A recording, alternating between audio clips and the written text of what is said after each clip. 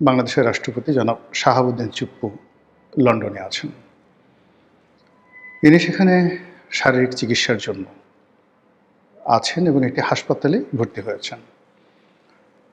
পত্রিকার খবরে যেটা দেখলাম সেটা হলো তার হার্টের একটি ব্লক ধরা পড়েছে এবং সেই ব্লক দূর করার জন্য যে স্ট্যান্টার নামক যে যন্ত্রটি সেটি সেখানে বসানো হয়েছে। আপনারা জানেন যে মানব শরীরে হার্ট, হৃদয় একটা অত্যন্ত গুরুত্বপূর্ণ অঙ্গ এবং এই হৃৎপিণ্ডের রক্ত সঞ্চালনে যদি একটু 19-20 হয়, মুহূর্তের মধ্যে হার্ট স্ট্রোক করে আমাদের দেশে বহু মানুষ মারা যায়।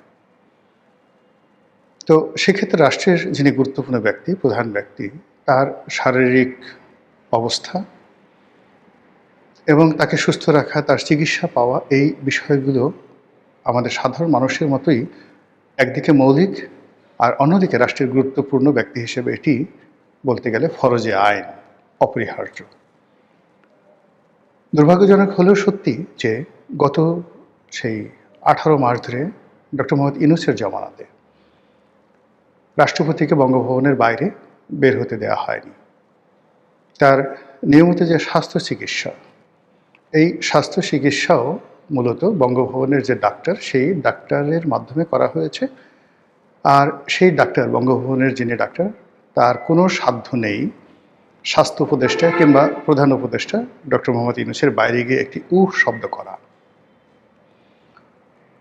রাষ্ট্রপতি যে পদ, এই পদে কে শাহাবুদ্দিন চুপ্পু আছেন কিংবা অন্য কোনো ব্যক্তি আছেন, কে ইয়াজউদ্দিন সাহেব আছেন, does not matter, as long as তিনি যখন বঙ্গভবনে আছেন ততক্ষণ পর্যন্ত তিনি এ জাতির মুরব্বী, এ রাষ্ট্রের প্রথম ব্যক্তি, এ রাষ্ট্রের সম্মান এবং মর্যাদার প্রতীক। আমরা বাঙালি জাতি যে প্রতি বছর প্রায় 7 লক্ষ 8 লক্ষ কোটি টাকার আমরা বাজেট প্রণয়ন করি আমাদের টাকা দিয়ে। সেই টাকা দিয়ে আমরা অনেক কিছু খরচ করি, বিভিন্ন জেলাতে ডাকবাংলো রাখি, রেস্ট হাউস রাখি, দেশে বিদেশে অসংখ্য কোটি কোটি টাকা খরচ হয়। পৃথিবীর যে সকল দেশে আমাদের রাষ্ট্রদূত রয়েছেন, বাংলাদেশে দেখা গেল একজন সচিব তিনি টয়োটা করোলা গাড়ি ব্যবহার করেন, কিন্তু আমেরিকাতে, চায়নাতে, ইভেন ভুটানে আমাদের যে রাষ্ট্রদূত, সেই রাষ্ট্রদূত তাদের সম্মান এবং মর্যাদা আন্তর্জাতিক মানে রাখার জন্য আমরা তাদেরকে ডলারে বেতন দেই। আমরা তাদের ব্যবহার করার জন্য মার্সিডিস, BMW সিরিজের গাড়ি দেই এবং অন্যান্য রাষ্ট্রদূতের সঙ্গে দেখা সাক্ষাৎ করার জন্য তারা যাতে 5 স্টার হোটেলে বসে মিটিং করতে পারেন, এই জন্য তাদের বাজেট বরাদ্দ থাকে। এটা রাষ্ট্রের মান মর্যাদার ব্যাপার। অনেক রাষ্ট্র খুব বড় হয়ে যায়, যেমন কানাডা, অস্ট্রেলিয়া, তারপর ধরুন জার্মানি। তাদের যিনি সরকার প্রধান, রাষ্ট্রপ্রধান, তিনি হাতে একটা ব্যাগ নিয়ে যদি রাস্তায় হাঁটেন, সাইকেলে করে যান, এটা তাদের জন্য মানে অতিরিক্ত সম্মান বয়ে নিয়ে আসে। যেভাবে আমাদের দেশের অতি ধনী যারা মানুষজন আছেন, তারা যদি কেউ রিকশায় চড়েন, সাধারণ হোটেলে খেতে যান, সাধারণ একটি জামা কাপড় পরেন, তাহলে তার সম্মান বৃদ্ধি পায়। কিন্তু নতুন ব্যবসা শুরু করেছেন, আপনার কোনো গাড়ি নেই, রিকশায় করে আপনি একটা ব্যবসা ডিল করার জন্য আমেরিকানদের সঙ্গে বসলেন, কিংবা ধরুন আপনি একজন ধনী মানুষের সাথে একটা বৈঠক করতে চান, সম্পর্ক করতে চান, ঠিক সেই সময়টাতে আপনার পোশাক আশাক থেকে শুরু করে সব কিছু সেখানে শালীন হতে হয়। একটা সার্টেন লিমিট পর্যন্ত মানুষকে এই আভিজাত্যটা বজায় রাখতে হয় এবং এটা শো আপ করতে হয় মধ্যবিত্ত, উচ্চ মধ্যবিত্ত পর্যন্ত। আপনি যদি খুব বেশি উচ্চবিত্ত হয়ে যান, তাহলে সবাই যখন জানে যে এই লোক এই গ্রুপের মালিক, বসুন্ধরার মালিক, এই গ্রুপ ইস্পাহানি গ্রুপের মালিক, পার্টেজ গ্রুপের মালিক, বেক্সিমকো গ্রুপের মালিক, তারা একটা লুঙ্গি পরে হাঁটলেও মানুষ মনে কিছু করে না, মনে করে যে না এদের আছে অনেক। কিন্তু যে সকল মানুষের ফেজ নেই, লোকজন চিনে না, জানে না, তাকে গাড়ি বাড়ি পোশাক আশাক দিয়ে, বডিগার্ড দিয়ে তাদেরকে শো আপ করতে হয়। তো তদ্রূপ বাংলাদেশের মতো একটা রাষ্ট্র, সেই রাষ্ট্রের যিনি প্রধানমন্ত্রী হবেন, সেই রাষ্ট্রের যিনি রাষ্ট্রপতি হবেন, সচিব হবেন, এবং বিদেশের সঙ্গে যখন তাদের কোনো বৈঠক হবে, সেখানে আমাদের দেশকে রিপ্রেজেন্ট করার জন্য আসলে ওই ধরনের শিক্ষা দীক্ষা, পোশাক পরিচ্ছদ, আভিজাত্য সব কিছু দরকার। আর এজন্যই কিন্তু আপনি দেখবেন যে রাষ্ট্রের যে কে পোস্টগুলো আছে, পোর্টফোলিওগুলো আছে, সেখানে যথেষ্ট যাকে বলা হয় আভিজাত্য বজায় রাখার চেষ্টা করা হয়। আপনি আইজির রুমে গিয়ে দেখেন, সেনাপ্রধানের যে রুম গিয়ে দেখেন, আপনার কাছে মনে হবে যে আমেরিকার যে সেনাপ্রধান তার চাইতে আরও বেশি জাঁকজমকপূর্ণ। কারণ হলো এটা আমাদের দেশে দরকার, আদারওয়াইজ লোকজন বিদেশে যারা আছে তারা পাত্তা দেবে না। তো সেই অর্থে আমাদের বঙ্গভবন, আমাদের গণভবনে আমরা সাজসজ্জা করি, আমাদের এখানে অনেক খরচ হয়। আমাদের রাষ্ট্রপ্রধানরা, সরকার প্রধানরা অনেক সময় বিদেশে যান চিকিৎসা করার জন্য, কিংবা চার্টার প্লেনে করে যান।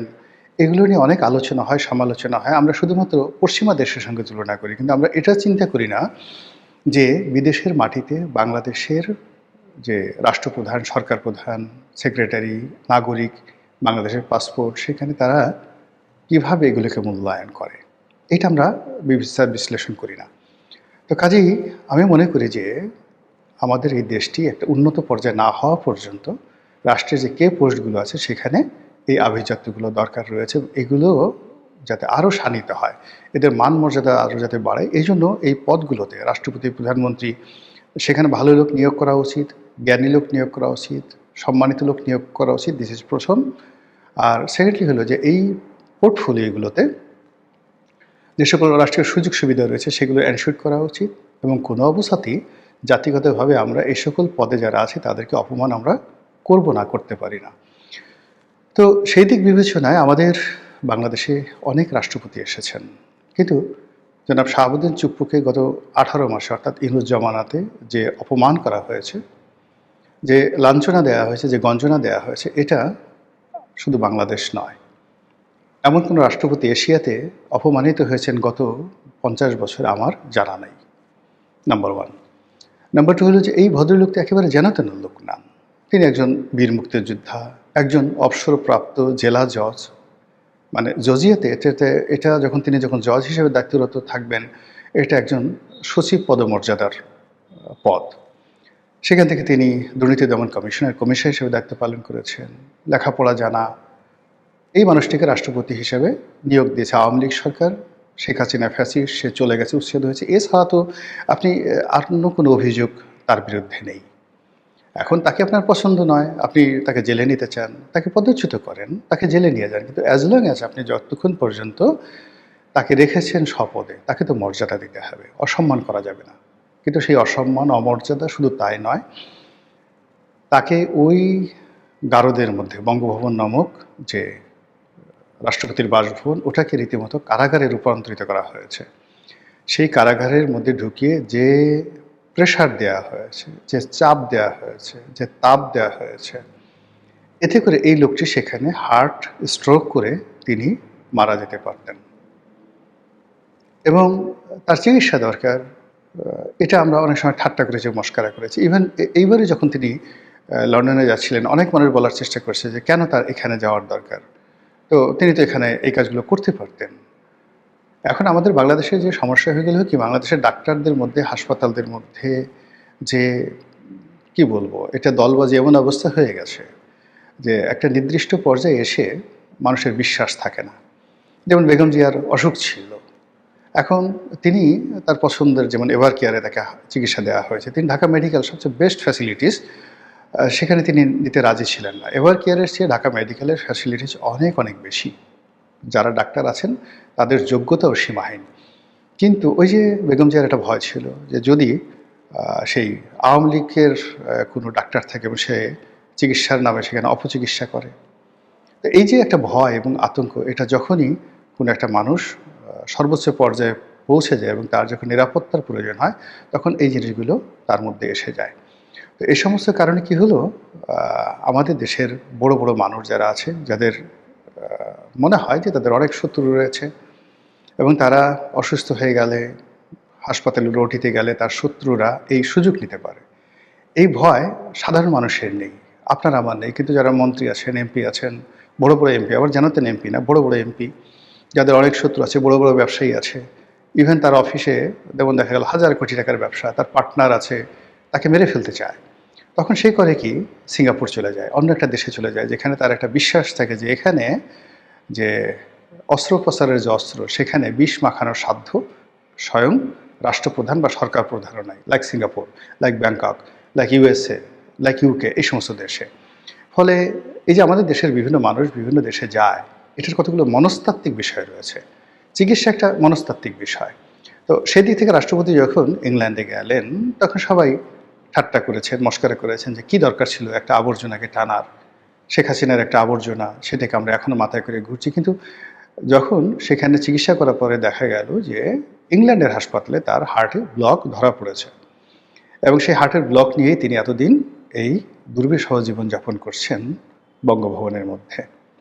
যদি ধরুন যখন বাইরে এনসিপির লোকজন, ইনকলাব মঞ্চ, অন্যান্য যে বিভিন্ন সংগঠন আছে, তারা রাষ্ট্রপতির ওই রাষ্ট্রপতি ভবন ঘেরাও করেছিল, ঠিক ওইরকম অবস্থায় যাদের হার্টের ব্লক আছে, কিংবা যাদের ব্লকের অপারেশন হয়েছে, হার্ট অপারেশন হয়েছে, যাদের পেস মেকার লাগানো আছে, এরকম একজন মানুষ হিসেবে যদি আপনি আমার এই জিনিসটি দেখেন, একবার একটু কল্পনা করেন তো এরকম অবস্থায় আপনি পড়লে আপনার কেমন লাগতো? এখন আপনি যত খারাপ হন না কেন, কিন্তু আপনার তো স্ত্রী আছে, আপনার সন্তান সন্ততির সব কিছু আছে, যারা আপনাকে অনেক অনেক ভালোবাসে। তো কাজেই এই যে ভালোবাসার যে মানুষগুলো আছে, সেই ভালোবাসার মানুষগুলোকে যদি আপনাকে আশ্রয় দিতে হয়, প্রশ্রয় দিতে হয়, সেই ভালোবাসার মানুষজন আপনার অবর্তমানে আপনাকে নিয়ে কাঁদবে। পৃথিবীর সবচেয়ে ডাকাত যে মানুষটি, তারও স্ত্রী তার জন্য কাঁদে, তার স্ত্রী তাকে নিয়ে ভালোবাসে। তদ্রূপ রাষ্ট্রপতির যারা সন্তান আছেন, নাতি আছে, পুতি আছে, স্ত্রী আছে, আত্মীয় স্বজন, ভাই বোন আছে, তো তাদের কাছে তো তিনি রাষ্ট্রপতি নন, তিনি একজন চুপ্পু, তিনি একজন মানুষ। সেই মানুষটি সেই বুকের ব্যথা নিয়ে, ব্যামো নিয়ে এই 2 বছর যাবৎ সে কার্যত বন্দি অবস্থায় ছিল নূর সাহেবের জমানাতে। এখন এটা কি তার নিয়তির ফল বলবেন? ডক্টর মোহাম্মদ ইউনূসের নিষ্ঠুরতা বলবেন, অভদ্রতা বলবেন, নাকি আমাদের বাঙালি জাতির যে চিরাচরিত কালচার, সেই চিরাচরিত কালচার অনুযায়ী আমরা সবসময় মানুষকে যাকে বলা হয় ছোট করি, মানুষকে কষ্ট দিয়ে আনন্দ পাই, মানুষকে গালাগাল করে আনন্দ পাই। এটি কোনো সার্বজনীন অনুষ্ঠান ছিল না, না ছাত্রদলের কোনো প্রোগ্রাম, না বিশ্ববিদ্যালয় কর্তৃপক্ষের ঠিক ওইরকম কোনো প্রোগ্রাম, বা সার্বজনীনভাবে তাকে বরণ করে নেওয়ার মতো যে একটা অবস্থা, ওটা হয়নি। আংশিক একটা অনুষ্ঠান হয়েছে, সেখানে তিনি কিছু হৃদয়গ্রাহী বক্তব্য দিয়েছেন, তার শিক্ষামন্ত্রী ছিল এবং ছাত্রদলের যারা নেতৃবৃন্দ ছিল। এই বিষয়গুলি নিয়ে আলোচনা করব। এই ভ্রমণটি আমি প্রথমে বলে নিই, এটি সর্বাঙ্গীন সুন্দর হয়নি, এবং এটির যে প্রতিক্রিয়া আগামী রাজনীতিতে নেতিবাচক হবে, এবং এতে করে প্রধানমন্ত্রীর যে সম্মান মর্যাদা বাড়েনি। কেন বাড়েনি সেই বিষয়গুলো আলোচনা করব। তার আগে ঢাকা বিশ্ববিদ্যালয়ের প্রেক্ষাপট বলে নেই। এই বিশ্ববিদ্যালয়ে কখনোই আইয়ুব খান ঢুকতে পারেনি। মোহাম্মদ আলী জিন্নাহ এই বিশ্ববিদ্যালয়ে ঢুকে অপমানিত হয়েছেন, লাঞ্ছিত হয়েছেন, এবং এই বিশ্ববিদ্যালয়ে তার একটা বক্তব্যকে কেন্দ্র করে 52 ভাষা আন্দোলন, এই বিশ্ববিদ্যালয়ে কেন্দ্র করে সেই 52 ভাষা আন্দোলনের পর এই যে রাজনীতির অবস্থা অস্থিতিশীল হলো, ওটা আর পাকিস্তান পুরো জমানাতে নিয়ন্ত্রণ করা যায়নি। ওই বিশ্ববিদ্যালয়ের ক্যাম্পাসের খুব কাছাকাছি গভর্নর হাউস, কিন্তু গভর্নর কখনো টিএসসির ধারে কাছে আসতে পারেনি, না মুনায়েম খাঁ, না আজম খান, কেউ পারেননি। ইয়াহিয়া খান, টেক্কা খান, আইয়ুব খান কেউ পারেননি। ওই বিশ্ববিদ্যালয় চত্বর, যে চত্বর থেকে বঙ্গবন্ধুর সৃষ্টি হয়েছে, সেই বঙ্গবন্ধু সেই বিশ্ববিদ্যালয়ে প্রধানমন্ত্রী হিসেবে, রাষ্ট্রপতি হিসেবে যেতে পারেননি। প্রোগ্রাম ছিল 15ই আগস্ট তারিখে তাকে ঢাকা বিশ্ববিদ্যালয়ে বরণ করে নেবে। তিনি ছিলেন সেই দিন পৃথিবীর সবচেয়ে হ্যাপিয়েস্ট ম্যান।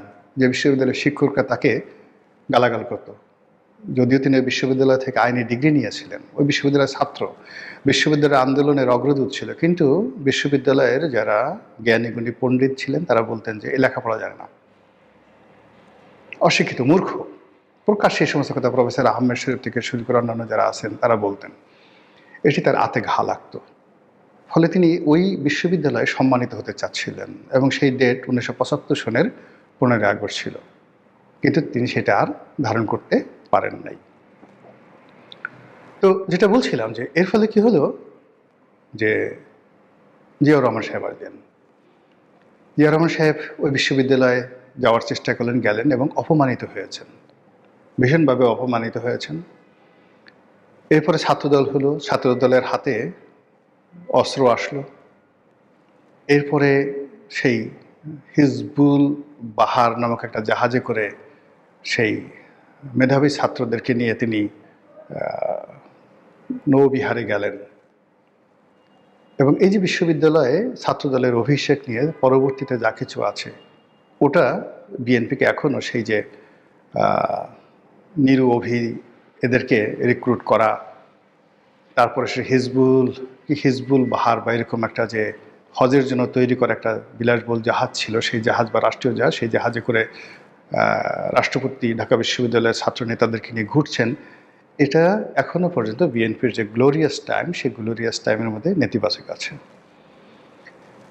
এরশাদের জামানত এরশাদ প্রাণান্ত চেষ্টা করেছেন ওই বিশ্ববিদ্যালয়ে যাওয়ার জন্য, কিন্তু তার সৌভাগ্য হয়নি। পরবর্তীতে 91 থেকে যে দল ক্ষমতা আসছে সেই দল বিশ্ববিদ্যালয় নিয়ন্ত্রণ করেছে, কিন্তু কোনো প্রধানমন্ত্রীকে ওই বিশ্ববিদ্যালয়ের চত্বর আপন করে নেয়নি। শান্তিপূর্ণভাবে সেই প্রধানমন্ত্রী সেখানে যাবেন এরকম পরিস্থিতি তৈরি হয়নি। কিন্তু এইবার যেটা হলো, সেখানে একটা বিরূপ পরিস্থিতিতে প্রধানমন্ত্রী গেলেন। সেখানে ডাকসু, নির্বাচিত ডাকসু, সে ডাকসু হয়তো আমন্ত্রণ পায়নি, অথবা আমন্ত্রণ পাওয়ার পর তারা আসেনি। এটি এই নির্বাচনের মানে এই অনুষ্ঠানের সবচেয়ে একটা বড়, যাকে বলা হয়, কালো দিক।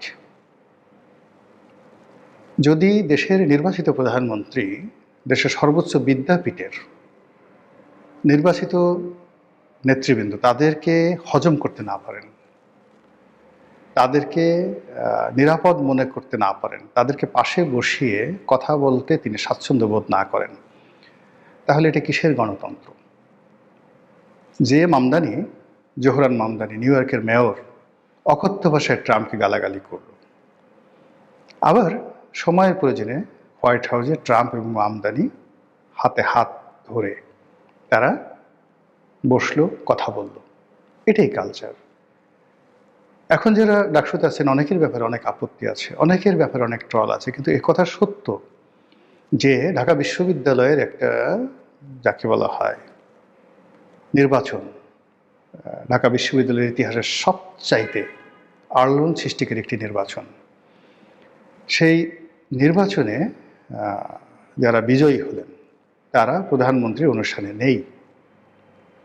2 নম্বর হলো যে আগে যারা ডাকসুতে খুব জনপ্রিয় ছিলেন, যেমন আখতারুজ্জামান ছিলেন, মাহমুদুর রহমান মান্না ছিলেন, এমনকি ভিপি নুরুল হক নুরু ছিলেন, তারা তো এখন সরকারি দলে আছে। সবাইকে নিয়ে যদি প্রধানমন্ত্রী অনুষ্ঠানটি করতেন, এটি একটা ইতিহাস তৈরি হতো। কিন্তু সেটি না করে তিনি যেভাবে একটি খণ্ডিত অনুষ্ঠান করলেন, এটি আগামীতে তার জন্য, তার দলের জন্য, ছাত্র দলের জন্য একটা ভালো ফলাফল বয়ে আনবে না। দ্বিতীয়ত হলো, যেখানে ক্লেম করা হচ্ছে যে তিনি ঢাকা বিশ্ববিদ্যালয়ের ছাত্র ছিলেন, কিন্তু তিনি ঢাকা বিশ্ববিদ্যালয়ে ভর্তি হয়েছিলেন ভর্তি পরীক্ষা না দিয়ে। এখানে মোটামুটি বেগম খালেদা জিয়ার অনুরোধে তৎকালীন বিশ্ববিদ্যালয় প্রশাসন বিশেষ সম্মানে, মর্যাদায় জনাব তারেক রহমান সাহেবকে ভর্তি করানো হয়েছিল। তিনি অন্য সাধারণ মানুষের মতো ভর্তি পরীক্ষা দিয়ে এখানে ভর্তি হননি। 2 নম্বর হলে তিনি এখানে ক্লাসে নিয়মিত অন্য ছাত্রের মতো ক্লাস করেছেন, পরীক্ষা দিয়েছেন, এরকম কোনো নজির নেই। ওই বিশ্ববিদ্যালয়ে তার সঙ্গে যারা পড়েছেন কেউ বলতে পারবে না যে এই ক্লাসে আমি আর প্রধানমন্ত্রী পাশাপাশি বসেছি, এরকম কোনো লোক নাই। তবে হ্যাঁ, তিনি ভর্তি হয়েছিলেন ঢাকা বিশ্ববিদ্যালয়ে যে ডিপার্টমেন্টে ভর্তি হয়েছিলেন, সেই ডিপার্টমেন্টে তার 2-4 জন বন্ধুবান্ধব যদি থাকতো, তারা যদি সেই অনুষ্ঠানে স্মৃতিচারণ করতেন যে না ঠিক আছে উনি ভর্তি হয়েছিলেন, ক্লাস করেননি বা একদিন ক্লাস করেছেন, আমার পাশে বসেছিলেন, আজ তিনি প্রধানমন্ত্রী হয়েছেন, আমি খুব গর্বিত, এটা আরও সর্বাঙ্গীন সুন্দর হতো। কিন্তু যখনই কিছু ছেলে, কিছু মেয়ে, কিছু ছাত্র, কিছু ছাত্রী, যেমন রাস্তায় দেখা যাচ্ছে যে তারেক রহমান সাহেব যাচ্ছেন, কিছু একেবারে বালক বালিকা, তারা তারেক রহমান বলে স্লোগান করছে, দেখেই মনে হচ্ছে এটা একটা সাজানো। ঢাকা বিশ্ববিদ্যালয়ের কিছু ছেলে মেয়ে তারা তারেক রহমান সাহেবকে মনে করছেন আমাদের ভাই, আমাদের সতীর্থ। দেখেই মনে হচ্ছে একটা সাজানো জিনিস। এই জিনিসগুলো ভালো হয়নি। আর এটা আসলে উনি যাকে বলা হয় এত বিপুল ভোট পেয়ে, বিপুল সংখ্যাগরিষ্ঠতা নিয়ে মাত্র ৭০ দিন হলো ক্ষমতায় এসেছেন। তার কেন এই অল্প সময়ের মধ্যে ঢাকা বিশ্ববিদ্যালয়ে এই সময়টাতে এভাবে যেতে হবে? পুরো বিশ্ববিদ্যালয়ে তিনি যাবেন, পুরো বিশ্ববিদ্যালয়ে এটা হবে একটা যাকে বলে গণসংবর্ধনা। বিশ্ববিদ্যালয়ে খেলার মাঠে তাকে সংবর্ধনা দেওয়া হবে। এটা একটা যাকে বলা হয় বিশ্ববিদ্যালয়ের সিনেট একটা সিদ্ধান্ত নেবে। সিনেটের এখানে যাকে বলা হয় বিশ্ববিদ্যালয়ের যে কত সুন্দর সুন্দর প্রোগ্রাম আছে, এমনকি বিশ্ববিদ্যালয় তাকে ডক্টরেট ডিগ্রিও দিতে পারত, কোনো সমস্যা ছিল না। ডাকসু তাদের সঙ্গে থাকতে পারতো।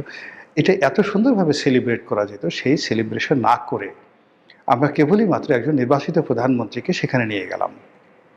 এখন প্রধানমন্ত্রী আগে একটা কথা উনি বলেছেন, আমি এই কথাগুলো মানে পার্সোনালি মানে কাউকে বলা বা ছোট করা বড় করার জন্য নয়। প্রধানমন্ত্রী হলেন একটা ইনস্টিটিউশন, অনেকগুলো মানুষের কম্বিনেশন একজন প্রধানমন্ত্রী। তার ভাষণ লেখার জন্য বহু মানুষ আছে, তার খাদ্য তালিকা পরীক্ষা করার জন্য বহু মানুষ আছে, আরও অনেক কিছু আছে। তো এই জিনিসগুলো আমাদেরকে লক্ষ্য করতে হবে, এই জিনিসগুলো আমাদেরকে লক্ষ্য করতে হবে, এবং যাতে করে আমরা মানে যারা প্রধানমন্ত্রীর আশেপাশে আছি এমন কোনো কাজ করব না যাতে করে প্রধানমন্ত্রীর ইমেজ ক্ষুণ্ণ হয়। প্রধানমন্ত্রীকে বাংলাদেশে আনার আগে তার মা খুব অসুস্থ ছিলেন। সারা দেশ যখন সিসি করছিল যে একই ধরনের সন্তান, এখন তো তার দেশে আসার কোনো সমস্যা নেই। তারপর তার মা অসুস্থ, হাসপাতালে মৃত্যুশয্যায় মানে নিয়ে সারা বাংলাদেশ সেটা নিয়ে কিন্তু সিসি হয়েছিল। তখন তিনি কিন্তু একটা সত্য কথা বলেছিলেন যে বাংলাদেশে আসাটা তার একক সিদ্ধান্তের বিষয় নয়। তার এই সত্য ভাষণ বেশিরভাগ মানুষ পছন্দ করেছিল, অনেকে সমালোচনা করেছিল, কিন্তু বেশিরভাগ মানুষ মনে করেছিল যে এটাই বাস্তবতা। আবার তিনি যখন এলেন তখন সবাই ধরে নিল যে তার পথের বাধাগুলো দূর হয়ে গেছে। আবার তিনি এখন যে রাজপথ দিয়ে যাচ্ছেন, তিনি গাড়ি চালাচ্ছেন, তিনি পথের দুপাশে তাকে যে অভ্যর্থনা জানানোর জন্য দাঁড়াচ্ছেন, পথের মাঝে তাকে গাড়ি থামিয়ে তাকে গাড়ি থেকে নামতে বাধ্য করা হচ্ছে, অনেকের সঙ্গে তিনি সেলফি তুলছেন, অনেক শিশুর আবদার তিনি নিচ্ছেন। এই জিনিসগুলো একজন প্রধানমন্ত্রীর জন্য, একজন তারেক রহমানের জন্য, বিএনপির জন্য কতটা লাভজনক, অথবা এটি আসলে আদৌ দরকার আছে কিনা, বা এই জিনিসগুলো সঠিক কিনা, এই বিষয়গুলো কিন্তু যাকে বলা হয় আমাদের মাথায় রাখতে হবে। খুব যাকে বলে দুঃখ ভারাক্রান্ত, কিন্তু আমাদের ক্ষমতার চেয়ারটা কিন্তু ভালো নয়। আমাদের দেশের প্রথম রাষ্ট্রপতি, প্রথম প্রধানমন্ত্রী বা প্রধানমন্ত্রী পদে যারা আছেন, প্রথম থেকে আপনি চিন্তা করেন, খন্দকার মোশতাক, তাজউদ্দিন আহমদ, বঙ্গবন্ধু শেখ মুজিবুর রহমান, কারো স্বাভাবিক মৃত্যু হয়নি। এরপরে রাষ্ট্রপতি হিসেবে জিয়াউর রহমান, এরশাদ, কারো স্বাভাবিক মৃত্যু হয়নি। প্রধানমন্ত্রী হিসেবে বেগম খালেদা জিয়া এবং শেখ হাসিনা, কারোর ক্ষমতা পরবর্তী জীবন স্বাভাবিক যায়নি। এত কষ্ট, এত অপমান, এত লাঞ্ছনা, এত গঞ্জনা এই প্রধানমন্ত্রীদেরকে এখন মানে খালেদা জিয়াকে শেষ পর্যন্ত তাকে ভোগ করতে হয়েছে, আর শেখ হাসিনাকে এখন করতে হচ্ছে। কাজী মাত্র ৭০ দিনের প্রধানমন্ত্রী, তার জীবন যে একেবারে সম্রাট আকবরের মতো হবে, তার জীবন যে আওরঙ্গজেবের মতো হবে, এটা সম্ভব। তার জন্য নবরত্ন লাগবে, জ্ঞানী গুণী লোক লাগবে, প্রধানমন্ত্রীকে বারণ করার মতো গার্ডস আলা লোক লাগবে যে ইউ ক্যানট ডু ইট, আপনি কাজ করতে পারেন না। জাস্ট আপনি ধরেন বেগম জিয়া, বেগম জিয়ার কয়েকজন লোক ছিলেন, যেমন সাইফুর রহমান সাহেব ছিলেন, আমি ব্যক্তিগতভাবে সাইফুর রহমানের একটা কথা বলবো। আর একটা হলো কামাল সিদ্দিকী সাহেব ছিলেন। তো কামাল সিদ্দিকী সাহেব তার চিফ সেক্রেটারি ছিলেন। গাড়িতে বেগম খালেদা জিয়া যখন যেতেন তার পাশে কেউ বসতেন, বেগম জিয়ার অত্যন্ত প্রিয়জন। তিনি একদিন প্রকাশ্যে বললেন যে, ম্যাডাম আপনাকে একটা কথা বলি, আপনি এই রাষ্ট্রের প্রধানমন্ত্রী, কামাল সিদ্দিকী এখনও জীবিত আছেন, আপনি পাশে যাকে বসিয়ে নিয়ে যাতায়াত করেন এটা দেখতে ভালো লাগে না, লোকজন মন্দ বলে। এরপর থেকে সেই লোকটিকে আর তার গাড়িতে উঠতে দেওয়া হয়নি। এই কারণে বেগম জিয়া এত বড় হয়েছেন। সাইফুর রহমানের কথা বলি, সাইফুর রহমানের আন্ডারে একটা প্রতিমন্ত্রী ছিল, অনেক দিন হয়ে গেছে, সাইফুর রহমান জানেও না। তো একদিন লিফট দিয়ে নামতেছে, নামার পরে সেই ভদ্রলোক শাহ আবুল হোসেন বোধহয় নাম, সে তাকে সালাম দিল, সাইফুর রহমান সাহেবকে সালাম দিল। দেওয়ার পর সে বললো যে স্যার, বলে তুমি কে? বলে আমি তো এমপি, অমুক এলাকার এমপি। ও ভালো ভালো ভালো, তা কী করতেছে এখন? বলে স্যার আমাকে তো মন্ত্রী বানানো হয়েছে। তো বলে আরও ভালো আরও ভালো, তো কোন মন্ত্রণালয়ে আসো? তো বলে স্যার আমি আপনার মন্ত্রণালয়ে আছি। তখন সে বলো খালেদা জিয়ার যে কী হয়েছে আল্লাহই জানে। এই ছিলেন সাইফুর রহমান। তো এখন বলেন তো, এই যে সাইফুর রহমান যে সত্য কথা বলতেন, বেগম জিয়ার কাছে কি তার গুরুত্ব কম ছিল? তারেক রহমান সাহেবকে তো তিনি প্রকাশ্যে ওই সময়টাতে অনেক কথা বলেছেন যে যাও তুমি আর তোমার মাই চালাও এই রাষ্ট্র, আমাদের দরকার নেই, আমাদেরকে বাদ দাও। কিন্তু সাইফুর রহমানকে বাদ গেছেন? তিনি তার আপন যোগ্যতা বলে, কর্তৃত্ব বলে তিনি সেখানে ছিলেন। একইভাবে ব্যারিস্টার আব্দুল সালাম তালুকদার, বলেন তো কয়জনকে তালাক মানে মানে তাবেদারি করেছেন? তো সেই দিক থেকে বিএনপিতে, আওয়ামী লীগে বহু লোক ছিল যারা প্রধানমন্ত্রীকে মুখের উপর কথা বলতেন। দেখেন এই যে এখন জাহাঙ্গীর কবির নানক, অনেকে নানক সাহেবের বিরুদ্ধে নেতিবাচক কথা বলতে পারে। আপনি মানে মানে আমি নিজে সাক্ষী। এই যে দিয়ে 2000 মানে কি বলবো, প্রথম কোটা বিরোধী আন্দোলন হলো, এটা সেই 2012 সনের দিকে শাহবাগ ব্লক করে রাখলো জাহাঙ্গীর কবির নানক। আমরা তখন মিটিংয়ে ছিলাম প্রধানমন্ত্রীর সঙ্গে, শেখ হাসিনার সঙ্গে। তিনি সেখানে ঢুকলেন, রেগে মেগে অস্থির। গিয়ে তিনি সরাসরি বললেন যে আপা এইভাবে চলতে পারে না, পুরো শাহবাগ বন্ধ হয়ে রয়েছে, এই ঘটনা এই ঘটনা। তো শেখ হাসিনা তাকিয়ে রইলেন, কি হয়েছে? তো বলে যে এরকমভাবে কোটা বিরোধী আন্দোলন হচ্ছে 2012 সালে। তো উনি একই কথা বলেন যে এই রাজাকারের বাচ্চা কাচ্চারা এগুলো করতেছে, বাদ দাও, করুক, দেখি কি করতে পারে। তখন আমি বললাম, এসটি ইমাম সাহেব বসা, আমি বললাম যে আপা ওরা যে দাবি করতেছে সেই দাবি ন্যায্য। উনি একটু স্টপ হয়ে গেলেন, বলে কেমন ন্যায্য? তখন আমি তাকে বুঝালাম। বলে তাই নাকি? এসটি ইমামকে জিজ্ঞাসা করলেন। অর্থাৎ প্রথমে যে দাবিটা এসেছিল, আন্দোলনটা শুরু হলো যে কোটা, বিসিএসের যে কোটা, সেই কোটাটা প্রিলিমিনারি থেকে হবে। তা আমি বললাম যে আপা রিটেন থেকে কোটা হোক সেটা আলাদা কথা, সেটা না, প্রিলিমিনারি থেকে যদি কোটা হয় তো এখানে কোনো মেধাই থাকতেছে না। এটা প্রধানমন্ত্রী জানতেন না। সঙ্গে সঙ্গে তিনি এসটি ইমামকে ধমক দিলেন এবং বলে ওদের দাবি মেনে নাও, 1 মিনিটে সলভ। তো সেদিন যদি সেই জাহাঙ্গীর কবির নানক ওইভাবে না বলতেন, আর আমি ওখানে আমার মতো একজন ইয়াং এমপি যদি ওইভাবে প্রধানমন্ত্রীকে না বলতাম, তাহলে ইতিহাস ভিন্ন হতে পারত। এই যে ডক্টর মোহাম্মদ ইউনূস, ডক্টর মোহাম্মদ ইউনূসকে আমি বলছি আপনি এই বিষয়টা নিষ্পত্তি করে ফেলেন না, নিষ্পত্তি করে ফেলেন। তো উনি অনেকটা ঠান্ডা হয়ে গেলেন, কেউ আমাকে সমর্থন করলো না। অন্তত 20 জন সেই প্রধানমন্ত্রীর রুমে আওয়ামী লীগের যারা লোকজন ছিল, তিনি সেখানে ডক্টর মোহাম্মদ ইউনূসকে বেইমানের বাচ্চা ঠাচ্চা সব ইত্যাদি বলে ফেলতেন। একজন লোক সেদিন জাস্ট ডিপ্লোম্যাটিক হতেন, তাকে বোঝাতেন, তাহলে আজকের ইতিহাস রচিত হতো না, ভিন্ন একটা ইতিহাস। আজ বাংলাদেশ আমেরিকার খপ্পরে পড়েছে, আজ বাংলাদেশ আমেরিকার যে শৃঙ্খলের মধ্যে পড়ে গেছে, এই পরিস্থিতি সেদিন তৈরি হতো না। কাজেই আমি মনে করি যে তারেক রহমান সাহেবের একেবারে মাত্র 70 দিন, আমরা তাকে নিয়ে যে কাজগুলো করছি, যারা সমালোচনা করছি খুব বেশি সমালোচনা করছি, যারা ভয় দেখাচ্ছি বেশি ভয় দেখাচ্ছি, যারা খুব আদর করছি তাকে মহামান্য বানানোর চেষ্টা করছি। তিনি আসলে তারেক রহমান। তার বয়স 60-62 বছর, তার একটা নির্দিষ্ট লেখাপড়া আছে, তার একটা নির্দিষ্ট সফলতা আছে। তিনি ব্যবসা করার চেষ্টা করেছিলেন, লঞ্চ ব্যবসা করার চেষ্টা করেছিলেন, তার বন্ধু গিয়াসউদ্দিন আল মামুনকে নিয়ে তিনি কম্পোজিট দেওয়ার চেষ্টা করেছিলেন, ডান্ডি ডাইং দেওয়ার চেষ্টা করেছিলেন। তার মামার সাথে তার ব্যবসা ছিল সেই যে মার্শাল ডিস্টিলারিজ। এই ব্যবসাগুলো লাভজনক ছিল? তিনি সফল হয়েছিলেন না ব্যর্থ হয়েছিলেন? তিনি একজন ছাত্র ছিলেন, তিনি কেমন ছাত্র ছিলেন? এই বিষয়গুলো নিয়ে আপনি আসলে, এগুলো ইতিহাস তো।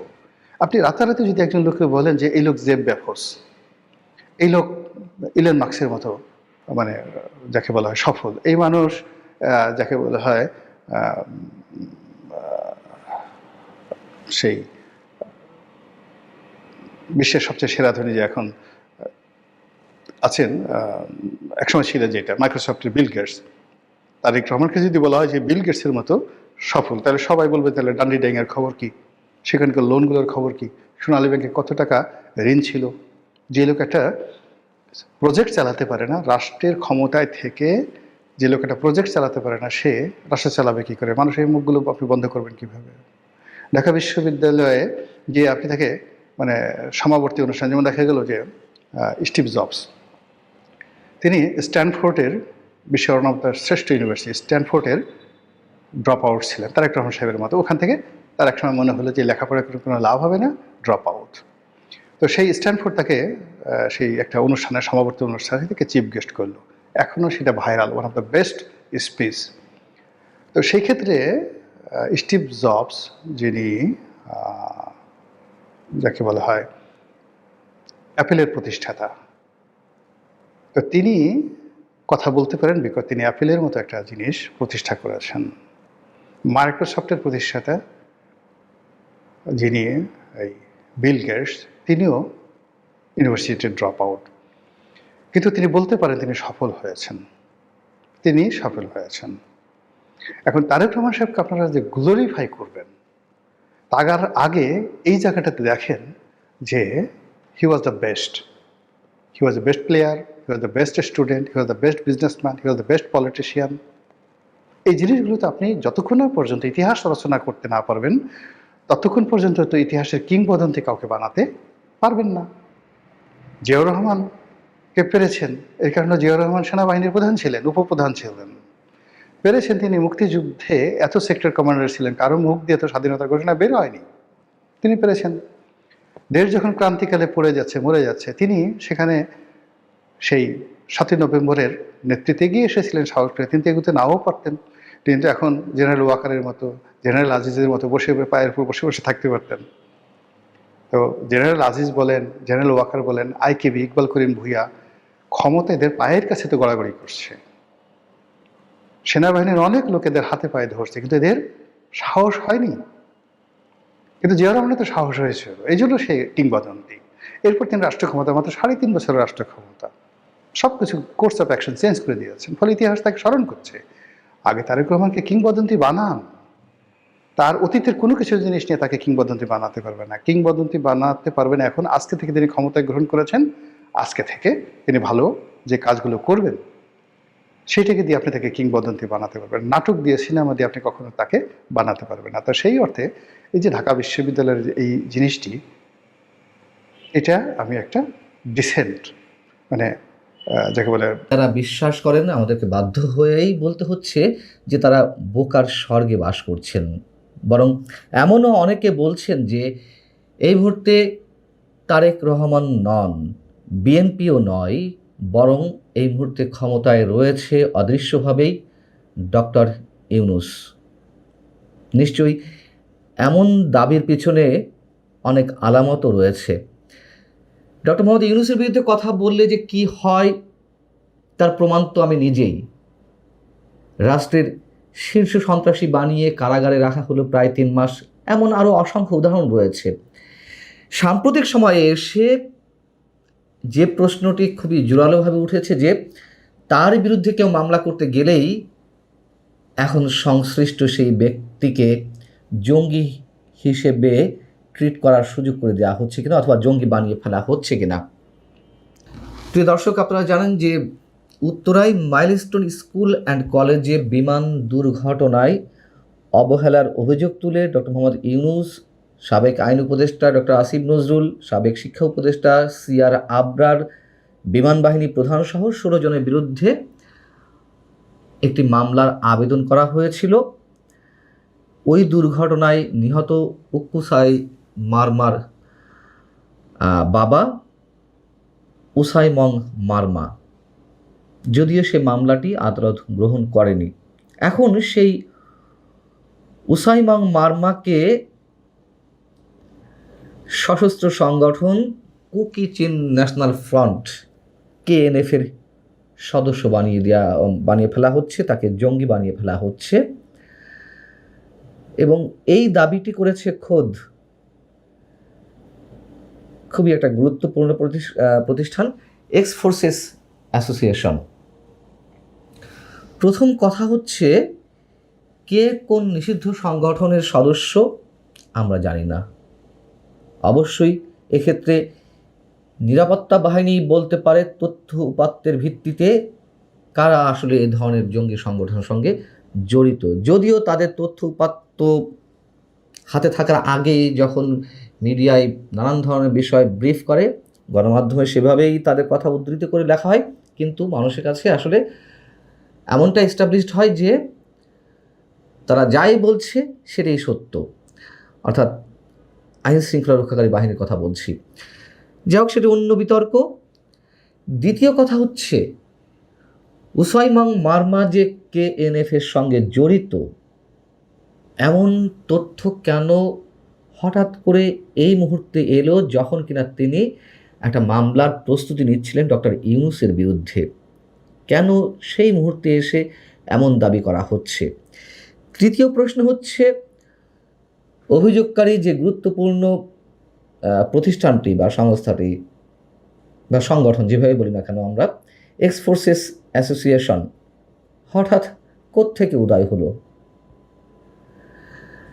তাদের পক্ষ থেকে যিনি সংবাদ সম্মেলন করেছেন তিনি বলছেন যে এই উসাইমাং মারমা কে, তার সম্পর্কে একটু খোঁজ খবর নেন।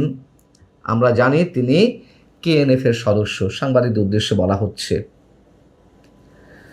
তাদের কাছে কি প্রমাণ রয়েছে, তাদের কাছে কি তথ্য রয়েছে? যখন সাংবাদিকরা প্রশ্ন করলেন যে আপনাদের কাছে কি প্রমাণ রয়েছে, তখন বলা হচ্ছে আপনারা খোঁজ নিয়ে দেখুন। কেন শুধুমাত্র ক্লু ধরিয়ে দেওয়া হবে? কেন এমন একটি স্পর্শকাতর অভিযোগ উত্থাপনের সাথে সাথে তার কিছু তথ্য প্রমাণ উপস্থাপন করা হলো না? দুদিন আগে এই উসাইমাং মারমা ফেসবুক লাইভে এসে তিনি অভিযোগ করলেন যে মামলার আবেদন করার পর তার রাঙামাটির বাড়িতে পুলিশ অভিযান চালিয়েছে, নিরাপত্তাহীনতার কারণে তাকে পালিয়ে বেড়াতে হচ্ছে, তিনি আত্মগোপনে রয়েছেন।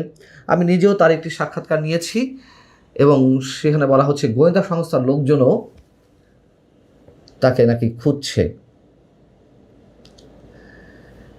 সংবাদ সম্মেলনে, অর্থাৎ এক্স ফোর্সেস অ্যাসোসিয়েশনের সংবাদ সম্মেলনের লিখিত বক্তব্যে আরও যেটি বলা হয়েছে তা হচ্ছে এরকম যে গভীর উদ্বেগের সাথে লক্ষ্য করা যাচ্ছে যে সাম্প্রতিক সময়ে একটি স্বার্থান্বেষী মহল পরিকল্পিতভাবে বাংলাদেশের সশস্ত্র বাহিনীকে প্রশ্নবিদ্ধ করা, তাদের পেশাদার ভাবমূর্তি ক্ষুণ্ণ করা এবং সদস্যদের মনোবল দুর্বল করার অপচেষ্টায় লিপ্ত রয়েছে। কথা সত্য, এই কথাগুলো অবশ্যই সত্য, কিন্তু তারা কারা? সশস্ত্র বাহিনীর বিরুদ্ধে তো গত প্রায় 2 বছর ধরে, বিশেষ করে ডক্টর ইউনূসের যে 1.5 বছরের শাসন আমল, সেই সময়ে যার যেমন ইচ্ছে সশস্ত্র বাহিনীর বিরুদ্ধে বিষোদ্গার করেছে, ক্যান্টনমেন্ট গুড়িয়ে দেওয়ার কথা বলা হয়েছে, হুমকি দেওয়া হয়েছে, খোদ সেনা প্রধান জেনারেল ওয়াকারুজ্জামানকে নিয়েও নানান ধরনের উস্কানিমূলক বক্তব্য দেওয়া হয়েছে। তখন এই এক্স ফোর্সেস অ্যাসোসিয়েশনের সম্মানিত সদস্যরা, কর্তা ব্যক্তিরা কোথায় ছিলেন? তখন কেন টু শব্দটি উচ্চারণ করা হয়নি তাদের পক্ষ থেকে? তখন কেন তারা সশস্ত্র বাহিনীর ভাবমূর্তি রক্ষায় এগিয়ে আসেনি? সেই জায়গা থেকে এই যে এক্স ফোর্সেস অ্যাসোসিয়েশন, তাদের এই হঠাৎ সংবাদ সম্মেলন একটি বিষয়কে কেন্দ্র করে, একটি মাত্র ব্যক্তিকে কেন্দ্র করে, এটি কি যথেষ্ট সন্দেহের উদ্রেক করে না? কারা তাদেরকে সামনে এনেছে? কারা তাদেরকে দিয়ে এই ধরনের সংবাদ সম্মেলন করাচ্ছে? ইউনূসের বিরুদ্ধে মামলা করতে যাওয়ায় উসাইমাংকে কি জঙ্গি বানিয়ে দেওয়া হচ্ছে? এই প্রশ্ন এখন এই সব জায়গা থেকে উঠতেই পারে। বরং আমরা তো বলি যে জঙ্গিদের পৃষ্ঠপোষকতা করেছেন 1.5 বছর ধরে টানা এই ডক্টর মোহাম্মদ ইউনূস প্রকাশ্যে। তার আগেও করে থাকতে পারেন, সেগুলো আমরা দেখিনি সেভাবে। তবে নানান ধরনের সমীকরণ বলে যে তিনি জঙ্গিবাদী কার্যক্রমের বিভিন্নভাবে পৃষ্ঠপোষকতা করেছেন অনেক আগে থেকেই। কতজন জঙ্গিকে বা জঙ্গিবাদী কার্যক্রমের সঙ্গে সম্পৃক্ততার অভিযোগে জামিন দেওয়া হয়েছে তা তো আমরা জানি গত 1.5 বছরে। যে জঙ্গিরা 5 আগস্টের পরপরই জেল গেট ভেঙে পালিয়ে গেল তাদের কয়জনকে ধরা হয়েছে? পুলিশের কাছ থেকে যে অস্ত্রগুলো ছিনতাই করা হয়েছে তার কতগুলো উদ্ধার করা হয়েছে? কারা ছিনতাই করেছিল? তাদের বিরুদ্ধে কি ব্যবস্থা নেওয়া হয়েছে? ঢাকা উত্তর সিটি কর্পোরেশনের প্রশাসক পদে নিয়োগ দেওয়া হলো এমন একজন ব্যক্তিকে যিনি কিনা হিজবুত তাহরীর কার্যক্রমের সঙ্গে যুক্ত ছিলেন, তার বিরুদ্ধে মামলাও ছিল, অথচ সেই ব্যক্তিকে ঢাকা সিটি কর্পোরেশনের প্রশাসক পদে নিয়োগ দেওয়া হলো। অতএব প্রশ্ন আমাদের তুলতে হবে, এই যে ঘটনাগুলো ঘটছে, এই যে মামলা করতে যাওয়া, সেই মামলার আবেদনকারীকে সত্যি সত্যি পুলিশ কি কারণে খুঁজছে সেই বিষয়টি আমাদের জানা দরকার। মাইলস্টোন বিমান দুর্ঘটনার সময় সেই প্রশিক্ষণ বিমানটি যে অনেক পুরানো ছিল, এই সময় এসে এ ধরনের কোনো বিমান দিয়ে প্রশিক্ষণ কার্যক্রম চালানো যায় না, সেই কথাবার্তা তো তখনই উঠেছিল।